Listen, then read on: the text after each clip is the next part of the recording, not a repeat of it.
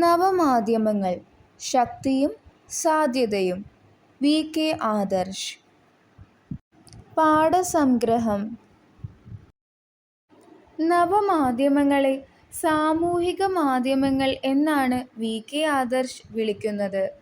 കാരണം ഇതിലും നവീനമായ മാധ്യമരൂപങ്ങൾ ഭാവിയിൽ പ്രത്യക്ഷപ്പെട്ടേക്കാം. എഡിറ്റിംഗ് ഇല്ല. മാധ്യമ ബഹുസ്വരതയുടെ ശക്തിയും ദൗർബല്യവും ഒരേ സമയം ഉണ്ട്.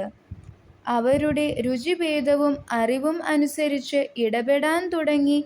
സാധാരണ മാധ്യമങ്ങളുടെ ഘടനയിൽ നിന്ന് വ്യത്യസ്തമാണ് സാമൂഹിക സമ്പർക്ക മാധ്യമങ്ങൾ.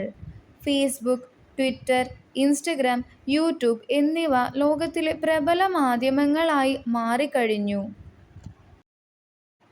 മൊബൈൽ ഇന്റർനെറ്റിന്റെ വ്യാപനവും സ്മാർട്ട് ഫോണുകളുടെ പ്രചാരവുമാണ് സാമൂഹിക സമ്പർക്ക മാധ്യമങ്ങളുടെ സമീപകാല മുന്നേറ്റത്തിന് കാരണം. പരമ്പരാഗത മാധ്യമങ്ങളിൽ നിന്ന് വ്യത്യസ്തമായ നവമാധ്യമങ്ങൾ മാധ്യഭാഷയുടെ വാർപ്പുമാതൃകകൾ അല്ല ഉപയോഗിക്കുന്നത്, മറിച്ച് പ്രാദേശിക ഭാഷകളാണ്. നിരന്തര സംവാദങ്ങൾ നടക്കുന്നതുകൊണ്ട് ഫിഫ്ത് എസ്റ്റേറ്റ് എന്ന വിളിപ്പേര് സാമൂഹിക സമ്പർക്ക മാധ്യമങ്ങൾക്ക് ലഭിച്ചു കഴിഞ്ഞു. ഇന്റർനെറ്റ് നിലവിൽ വന്ന സമയത്ത് വിനിമയ ഭാഷ ഇംഗ്ലീഷായിരുന്നു. എന്നാൽ ഇന്ന് മലയാളത്തിലും വിനിമയം സാധ്യമാണ്. ഓൺലൈൻ മലയാളം ശക്തമാണിന്ന്. ഏതുതരം വെബ്സൈറ്റുകൾക്കും പ്രാദേശിക ഭാഷകളിലേക്ക് കൂടുമാറാം. ഇന്റർനെറ്റിന്റെ ഭാവി വികാസം പ്രാദേശിക ഭാഷകളിലൂടെയാണ് എന്നും ലേഖകൻ നിരീക്ഷിക്കുന്നു. സാമൂഹിക മാധ്യമങ്ങളെ വളരെ കുറച്ച് ആളുകൾ ദുരുപയോഗം ചെയ്യുന്നുണ്ടാകാം. എന്നാൽ നവമാധ്യമങ്ങൾ കൊണ്ടുവരുന്ന ഗുണപരമായ മാറ്റങ്ങൾ നിരവധിയാണ്. വ്യക്തി സ്വകാര്യത ഡിജിറ്റൽ കാലത്ത് കനത്ത വെല്ലുവിളി നേരിടുന്നു. വസ്തുതകളുടെ പിൻബലത്തോടെ ഏതു വിഷയത്തിലും പുതിയ ഇടപെടൽ നടത്താൻ ആർക്കും സാധിക്കുന്നു.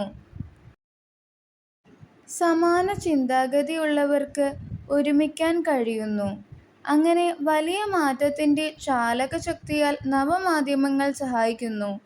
ആളുകളെ സംഘടിപ്പിക്കാനും ആശയങ്ങൾ ഊതിക്കാച്ചിയെടുക്കാനും അപരിമിതമായ അവസരങ്ങൾ ഒരുക്കിത്തരുന്ന ജനാധിപത്യ വേദി കൂടിയാണ് സാമൂഹിക സമ്പർക്ക മാധ്യമങ്ങൾ.